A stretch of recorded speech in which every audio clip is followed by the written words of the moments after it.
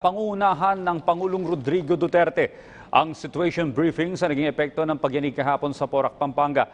Una rito inatasan ng Pangulo ang mga gobernador sa mga apektadong lalawigan na tiyaking maasistihan ang mga naapektuhang residente at agad isasagawa ang assessment sa pinsala ng lindol. Samantala, nagdeklara na ng state of calamity sa buong lalawigan ng Pampanga dahil sa matinding pinsala na naidulot ng 6.1 magnitude na lindol.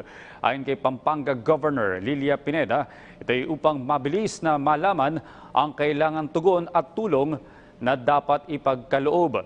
Isusumitean niya ang ulat kay Pangulong Duterte at anumang tulong na hindi kayang maibigay ng provincial government ay hihingi nila sa national government. At yan po naman ang aming mga nakalap na balita at impormasyon para sa PTV Newsbreak. Ako po si Audrey Goriseta.